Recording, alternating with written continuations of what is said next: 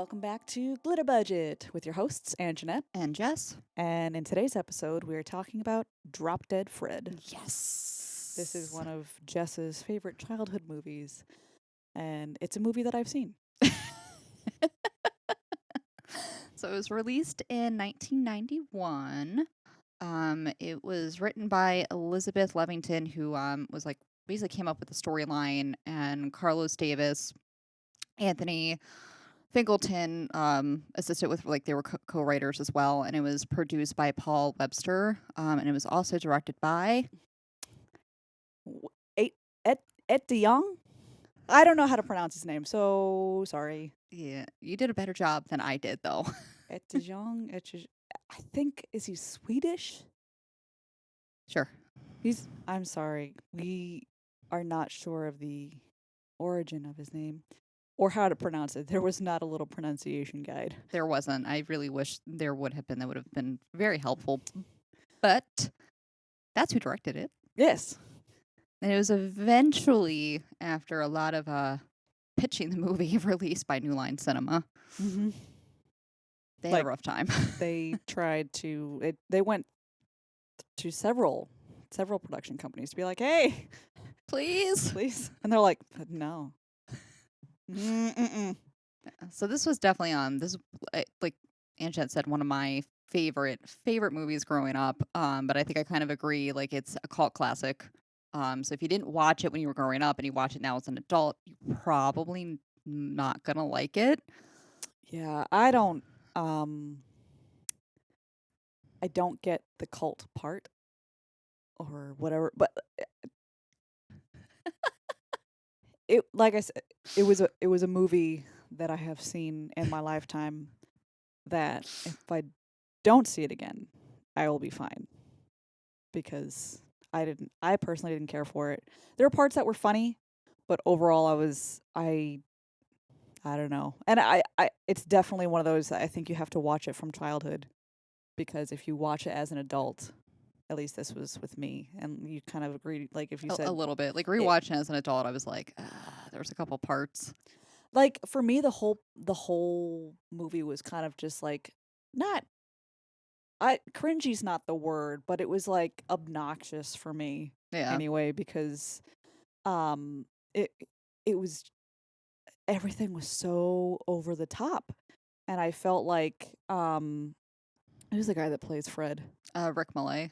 Yeah, I was like, wow, this is So, and the part was specifically written for Rick Malay once they finally settled down on, like, who to cast. But like, the whole premise of the movie, if you haven't seen it, is the main character Elizabeth is basically, like, she's struggling a good bit to find herself. She's in, like, a really shitty relationship. She has a very overbearing, like, psychotically controlling mother. So she kind of comes to the point where she goes home after breaking it off with her scuzzy older boyfriend who's, like, cheating on her. it's her husband. Oh, her husband. That's right, her husband. Yeah, I don't even know how long they were married for. 3 years. 3 years. 3 years. And like, just literally the shittiest shitbags that ever did shitbag. She was super young, like barely early 20s, and he had to have been at least 20 years older than her. Yeah. So but she ends up going home, and childhood bedroom that hasn't changed, like, whatsoever, and finds one of those Jack-in-the-Boxes that are taped up, and she starts to remember her imaginary friend as a child, Drop Dead Fred. Yes. And so he basically reappears to, like, help her basically find herself and be like, what are you doing? Why did you grow up? Why are you trying to force yourself to grow up so much? And like fuck this guy. If he had said it like that, that would have been a good movie. No, but he comes back as Drop Dead Fred, as the same Drop Dead Fred, and treated her the same way as when she was a child. Yeah, which I still didn't even get. Like, I don't understand the, like, Drop Dead Fred. Like, only Lizzie can see him, but he is tangible. Yeah. For her, like, he can affect real life things, even though he's supposed to be imaginary. So that I didn't understand, like, how he could be tangible and, like, do all these things that, like, if you knew someone who was like, oh my god, my imaginary friend Drop Dead Fred was doing all these things that are affecting the real world, you'd be like, holy shit, where's the straitjacket and the padded room for this bitch, because she's She's legit. She's off her hallucinating. tits. And especially, I would not have been that calm if my friend had come up to me who said that she had an imaginary friend that sunk my houseboat. Oh yeah. So she's a very close older friend who's actually played by Carrie Fisher, Mhm. who has a houseboat. That was a legit houseboat. So it was a legit houseboat. So she comes in at what, like 3 a.m. Yeah, because she's trying to escape. So Lizzie's trying to escape Fred Yeah. because he's being obnoxious. And so she retreats to her friend Janie's houseboat. And this is the one night a month that Janie gets to sleep with her boss because His his wife's wife is out of town. And she's like, you know, it's like the one night a month, but she, begrudgingly allows Lizzie to stay there. And then Janie goes to work with Murray, the boss, and then what Lizzie thinks that she sees Charles on his Charles speed on some kind of boat. speedboat. Yeah. She starts up this houseboat and goes, and like Fred pops up, obviously, and fucks everything up. Yeah. I will admit, like, rewatching it, like, now as an adult, I was like, one, why would you go through those lengths to try to chase down that tool bag? And two, bitch, you even know how to drive that? Like, have you driven this thing before? Yeah. Like, have you been up there with Janie? Like, all right, cool, we're gonna take that giant houseboat out for like a whirl? Yeah, and Or are you just randomly pushing buttons and hoping for the best? Like, what are you doing? I think it was the latter, but I don't know why you would think a houseboat like that could even compete speed wise with a speedboat. Yeah. Like, she's never going to catch up. Like, that's why it was like a lot of it was just. I know you have to do the whole suspension of disbelief thing when you watch movies, when you watch plays, and all this kind of stuff, but like, literally not one thing was believable in that movie. And then near the end, it's like, since they had what, 3 different writers, it's Yeah. literally like the ending you could clearly tell must have been written by someone else. They didn't feel like blending it in with anything else. No.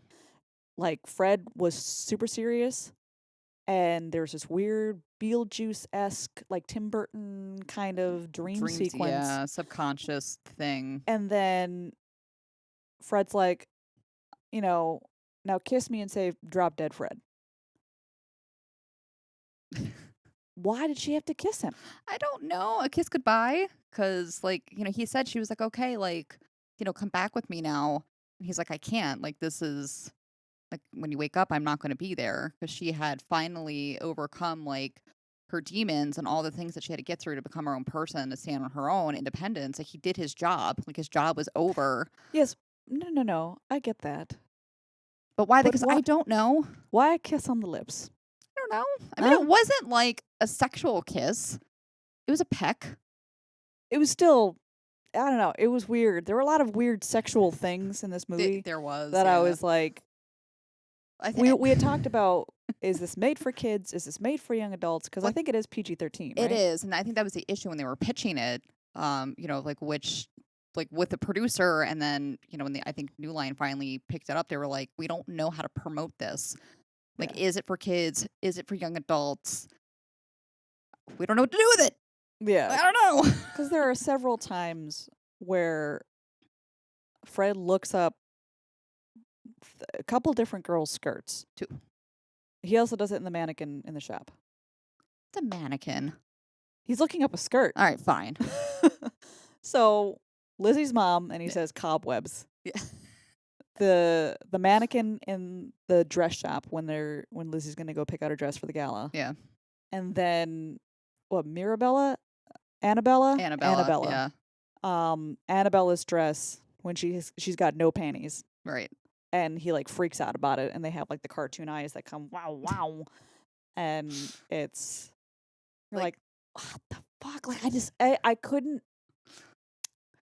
Was he this weird, like, he was sexualizing things, but then he was supposed to be like with a little kid being the imaginary friend, and then Well, because I think again, like I think so when they did flashbacks to like her as a child, yeah, which strangely enough was going to be pitched to Kirsten Dunst or Christina Ricci, which of course neither one of them ended up playing young Yeah. Elizabeth.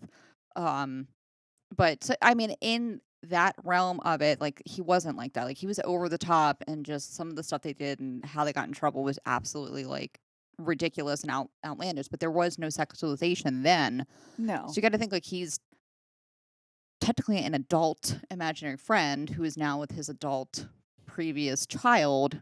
So I think that might have been one of the things that they didn't do very well, but try to blend in of like they're adults now. So there's going to be Yeah. some adult comedy with it, but I think it is very confusing though because like you said you're used to imaginary friends being childlike. Yeah, and he like there was no like he hated the fact that Lizzie grew up and Was doing it like the pigeons. yeah, well, it's not like how the pigeons do it Yeah. because they're not pecking the heads or whatever.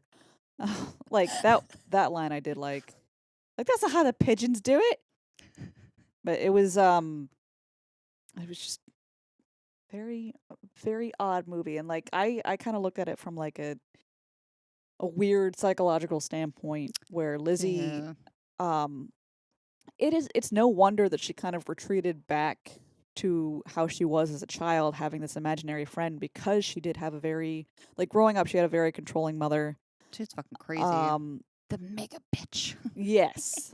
She was like very controlling, wasn't really one to let a kid be a kid, but also didn't seem like a very well disciplined child either.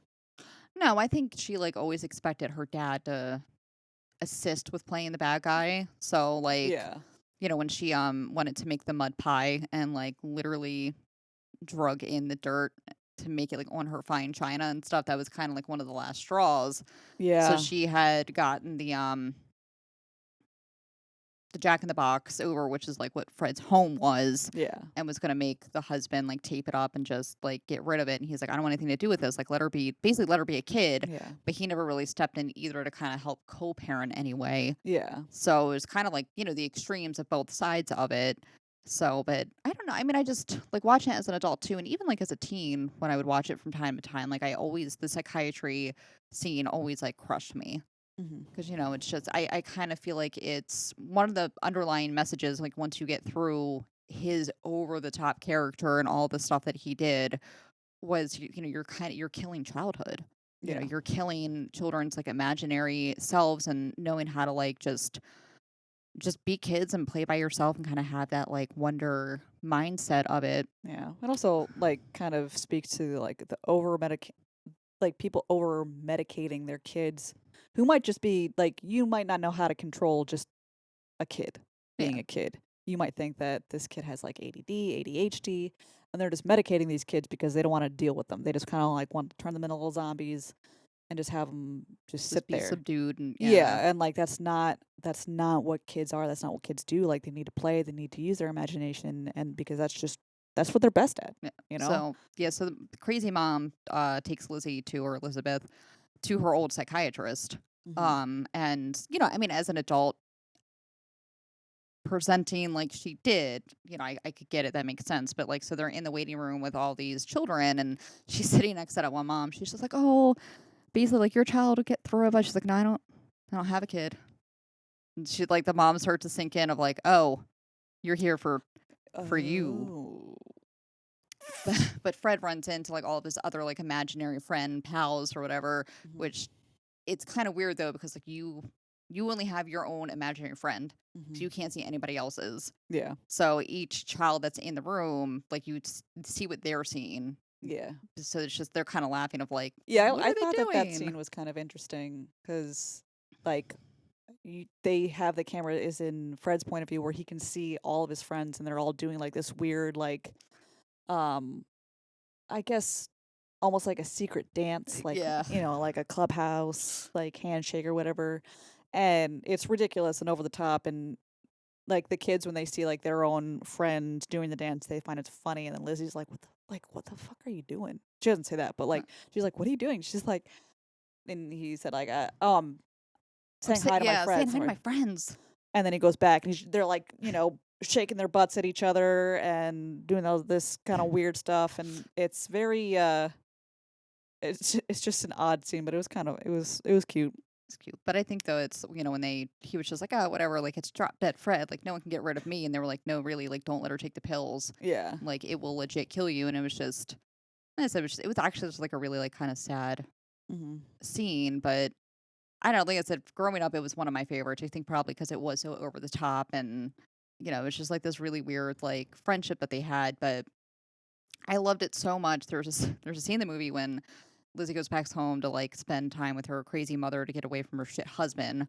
Mm-hmm. And mom of course is like the idealistic, you're not a woman unless you're a homemaker and you have a husband, that 1950s kind of thing where like, your reputation's everything and you have to dress to the nines all the time. And so she's like, all right, we're gonna go win Charles back, and gets her a makeover, and she has like this really long hair. So, and at the time in the early 90s, like that bob was in. Mm-hmm. So she got that haircut. Me as a kid who also had long hair like down to my ass was like, I want that haircut. My dad was like, no.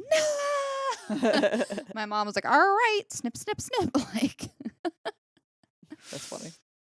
but I don't like looking at like some of the behind the scenes stuff though of what that movie could have been, would have been like really interesting. Like I really wish they would have casted, like they offered Drop Dead Fred's character to Robin Williams at the time, which he turned it down because he'd already accepted the role as Peter Banning in Hook. Yeah. Uh, And if he wasn't in Hook, then I don't think my life would be the same way yeah. that it is now, because Well, I feel we'll like get to that movie. I but feel like everybody that they had offered it to went on to do also very iconic films. Mhm. So like they had offered it to him, he turned it down. They had offered originally Tim Burton to direct, he turned it down. They had offered Elizabeth's character to Winona Ryder. Yeah. She turned it down. Because I think in the meantime she was going on to film Mermaids. No, that wasn't Winona Ryder, was it? I don't know. She was going on to film something, but he had seen her though in the director had seen her like in Beetlejuice and a couple other things, and she was Yeah. kind of like, I don't want to keep taking these roles of like kind of the quirky, weird, like comedy thing. It's like she wanted to expand like her repertoire. Shoplifting. Kidding. That was so long ago. Now she's done Stranger Things and everything, so it's like, what? Let her live it down. She has. I was just being an asshole. It's okay. But I can't imagine like the type of movie it would have been if Tim Burton had directed it and Robin Williams had played that role, which I could totally see him doing. Oh God, yeah. I think I definitely would have loved the movie then. Probably. Yeah. I probably definitely would have seen it too. Well, yeah. Is it Rick Mayall? Is that his name? I probably butchered the pronunciation of that last name. Yeah. How are you pronouncing it? Don't worry about it. Okay. Just Don't like worry about it. with Gary Newman and Gary Oldman. I just mispronounced his last name. I didn't call him a completely different person. This is true. But then when they were I called you out on that. Sorry, I love you.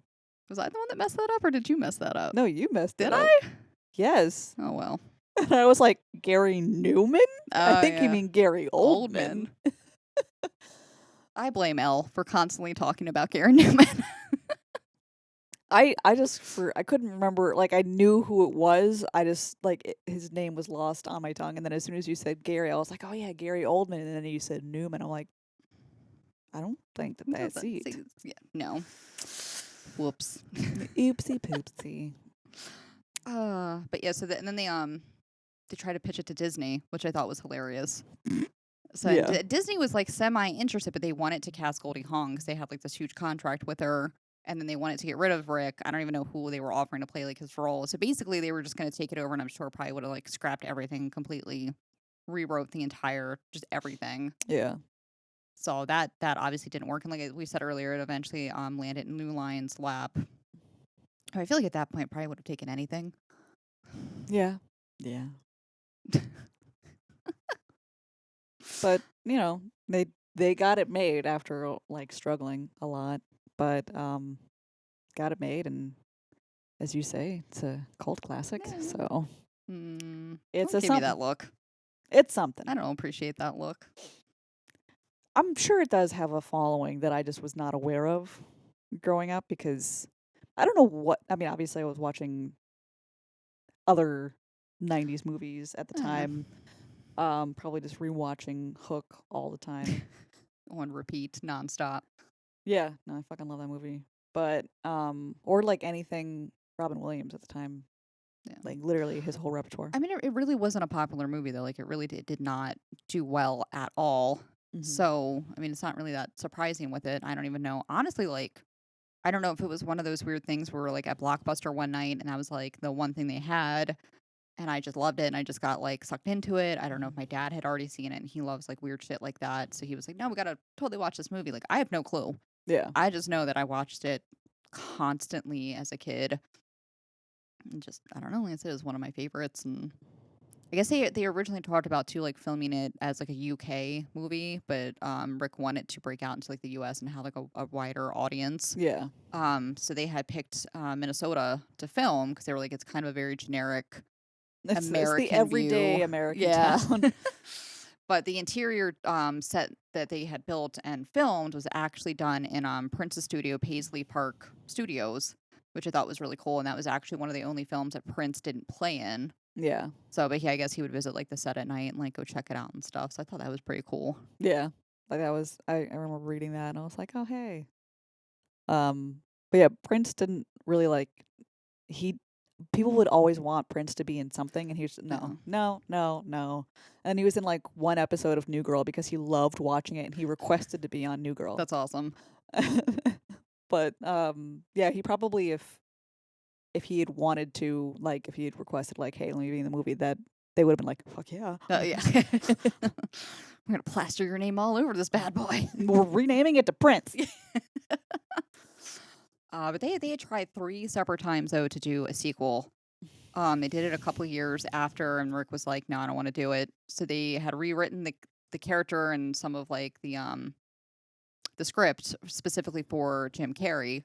Hmm. And Jim Carrey was like, "No, I'm doing this thing called Ace Ventura, so I'm gonna like do that for a little bit." And of course, that blew up and like is one of our favorites. Hmm. So again, just like what we now know as like A-list stars, like some of our favorites that did these Yeah, iconic films, like, oh, that's why they didn't do it because they were yeah. making this masterpiece.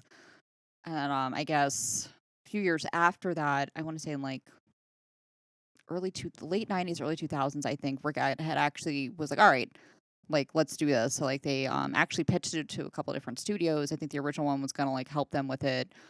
They did like the whole script and everything, and then unfortunately, like he got sick. Hmm. So they scrapped it, and then a few years later, they're like, "All right, let's try this for a third time. Like maybe we'll cast Russell Brand for it," which again, like I think would have been perfect.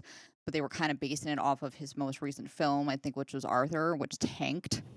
Yeah, So I then they don't pulled remember that back, and they movie. were just like, "You can just forget it." They're like, you know what? It's just not in the Or, cards. no, they tried. It's just They not tried working. so hard. But you know what? Though I feel like it was one of those films that couldn't. It just there you couldn't do like a sequel.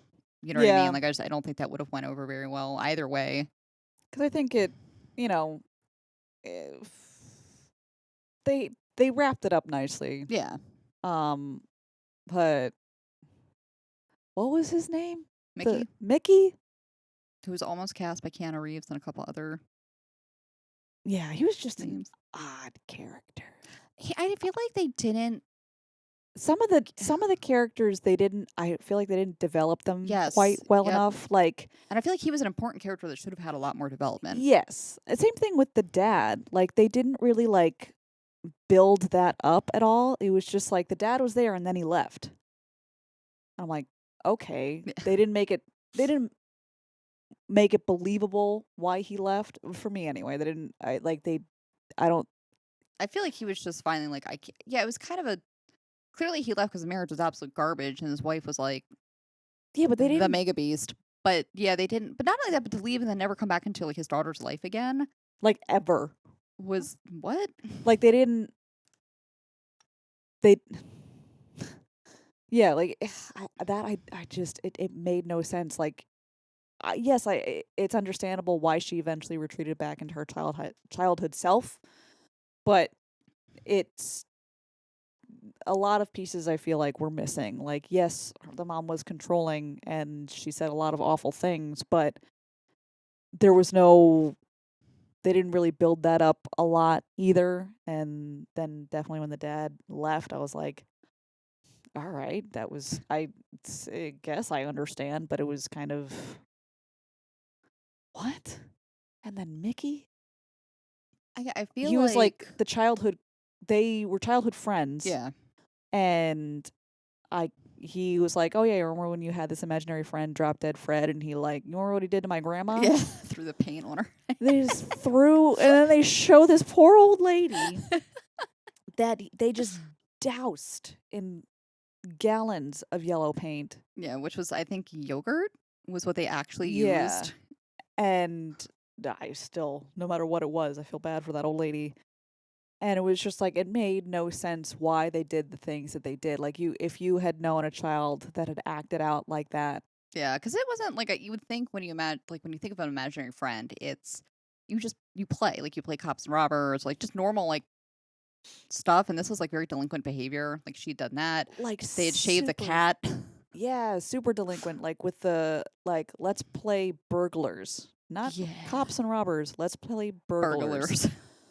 And they just trash the house, break a window to the point where like the parents think that someone's legit breaking Like, into their house, yeah, which I can understand. They try calling the police, and in the middle of the phone call, Fred cuts the phone line. yeah, And then like so if I were the parent and my child had done all this and said like, "No, it was Drop Dead Fred." You'd be like, "Okay." Like I can understand why the mom acted the way she did yeah, to a certain to extent. Yeah, certain but at the extent. same time, though, like again, she didn't really like want her to play with. She didn't give her any alternatives of like, why don't you go play with your friend? Like, why don't you go play with Mickey? Why don't you, Yeah. you know what I mean? Like, it was just Like sit not down and saying be that quiet. yeah, she not saying she was a good parent that just kind of had the last straw broken. Um but it was just like if my kid played like that, Yeah, I'd be a little concerned. I'd be like, "Holy shit, like you trashed the house, you broke a window, we had to the cops were called, Yeah, and then your father was arrested right. for assaulting a police 'Cause officer he thought it because was the burglar because yeah, they didn't know that the call actually went through. yes, the police show up and they just kick down the door because they think there's a robber in the house. And they're going up the stairs. Father thinks that the cops are the robbers, tackles them down the stairs. Father gets arrested. There were just a lot of weird asinine Yeah. things that happened I in this remember movie. watching as a kid though and just thinking it was funny and not thinking that there was anything wrong with what they were doing. Yes, and Like at no point was I like, this is like I don't do this kind of stuff. yeah. Well, I think that's the burden of watching it as an adult. Like watching it as a kid, it's funny because it's silly shit. Yeah. And then when you watch it as an adult, you're like, "Holy shit, this kid's got to be committed." Like, I can't, I can't. You can't deal with this. But I think that's why I was like, mm. But if I had watched it as a kid, I think it would have been a much different story. Or Oh, if I'm it sure. had, if it were Robin Williams in it, I definitely would have been like, this is great. But like, I watched Ace Ventura. That's over the top, and I fucking love it. So I don't have I any feel like you're logic. just picky. That's what I'm saying. Like but I also watched Ace Ventura as a child But too. that's a whole different premise though. It's a whole different idea of a movie. You know what I mean? Yeah. Like that they're two different completely plots and Yeah. what, you know It's what I just mean? Like but no, I don't know. Like I said, it's my favorite if you like if anyone's interested of figuring out, you know, what a mega bitch or a mega beast is or how to make mud pies or Snotface. Uh, yeah. Oh god, the picking the nose and like I know. putting it on. Like that was how she ended the whole thing with Charles. Like after Annabella left, that whole fucking thing was weird. Yeah. Like was Annabella like into Lizzie as well? I got mixed signals. It was an odd scene, odd scene. But anyway, um, she decides to leave Charles because She finally comes to her senses. yeah, she finally realizes that he's a piece of fucking shit, and she picks her nose and then puts it on him. after dumping a salad on his head. And I'm like, unorthodox, but I guess it gets the point across. And then that was it. She was finally able to be Her own her own self. And I liked the overall message of the movie. They just got there in a weird way. And yeah, so if you do decide that you want to watch it, the only way that I could find it was on HBO. Yeah. So if you have the HBO Go, you can watch it there because it's not on any of the other streaming channels. Like you can watch it on Hulu if you get it with the HBO app. So I think it is. You need HBO. Yeah. At the end of the day. At the end of the day, that's what you need. But before we close out, we're gonna go over some other events that happened in 1991. Yes. Let me get my notes out. She wrote a lot of notes. I did write a lot of notes. 91 was a big year, and I only got through half of it. Mm-hmm. So, in February 5th of 91, the Michigan court bars Dr. Jack Kevorkian from assisting in suicides. So I think that was a very notorious case. Yes. There are a lot of jokes, about Kevorkian. But, he can't do it no more. No. February 26th, Saddam Hussein announces withdrawal of Iraqi troops from Kuwait, and then the very next day, President Bush declares victory and orders a ceasefire. Yes. That was the Gulf War. So finally, the Gulf War ended. And then, this is relevant to a lot of what's going on right now, but March 3rd was Rodney King was videotaped being beaten and assaulted by the LAPD. Yeah. I don't know why I can't say things. It's okay. But that happened on March 3rd. And then March 15th, those officers were indicted. So I guess it was not too much longer afterwards, but there were the LA riots around that time because of that. So I don't want to go into all the other events that happened in 1991 because we have other 91 movies that we're going to discuss. But I feel like those were big, iconic, like people remember them. Yeah. Especially in the U.S. and definitely with everything that's going on now in our current day and age. So it's still relevant. It's still something that you have to discuss and remember. Yeah, like this shit's still happening. Obviously, fucking trash. But that'll be sorry. But don't stay silent about keep going, keep fighting this fight that is still going on. Just because it's no longer trending doesn't mean that it's over and won and done with. So no. Keep fighting. Keep protesting. Keep trying to get change to happen. So that's my bit. Sorry. It's okay. I don't I'm just gonna let you go. I don't want to get too serious. Anyway, if you need a break from all that, watch Drop Dead Fred. Hey.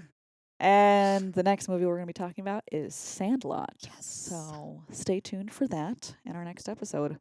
But hey, if you like our vibe, please like and subscribe. Yeah. And we're in the description box of this video. We have all of our social medias. All right. So we'll see you next time. Bye-bye.